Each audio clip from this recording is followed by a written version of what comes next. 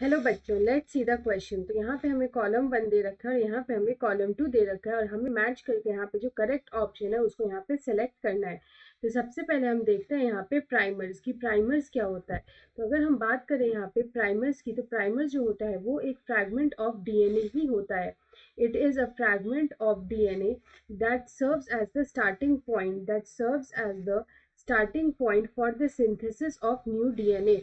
तो यहाँ पे ये यूज होता है इन पीसीआर, क्योंकि पीसीआर में हम लोग जो डीएनए सिंथेसिस है उसके लिए यहाँ पे यूज करते हैं। तो यहाँ पे हम बोल सकते हैं कि ये जो प्राइमर्स है they are used in PCR to synthesise a fragment of DNA. तो ये हमारा था फर्स्ट। उसके बाद हमारा सेकंड आता है कि यहाँ पे separation and purification of products. तो यहाँ पे जो separation and purification of the products है, तो यहाँ पे हम लोग क्या करते हैं कि जो बायोसिंथेटिक प्रोडक्ट्स हैं उसको हम लोग यहाँ पे जो है उसका सेपरेशन एंड प्यूरिफिकेशन करते हैं और इसको हम लोग बोलते हैं down stream processing. It is called down stream processing. उसके बाद नेक्स्ट आता है हमारा प्रेसिपिटेशन ऑफ डीएनए। तो यहाँ पे अगर हम प्रेसिपिटेशन ऑफ डीएनए की बात करें तो जब हम लोग डीएनए फ्रैगमेंट्स में when we add chilled ethanol को जब हम लोग यहाँ पे यूज करते हैं तो यहाँ पे डीएनए का प्रेसिपिटेशन होता है। इसी को हम लोग बोलते हैं C2H5OH। यहाँ पे जो इथेनॉल है इसका ये यहाँ पे केमिकल फॉर्मूला होता है।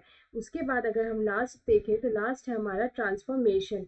तो अगर हम ट्रांसफॉर्मेशन की बात करें तो ट्रांसफॉर्मेशन जो होता है वो एक तरह का स्पेसिफिक प्रोसेस होता है। It is a specific process जहाँ पे a foreign DNA here a foreign genetic material या फिर डीएनए हम लोग बोल सकते हैं, a foreign genetic material is taken up genetic material is taken up.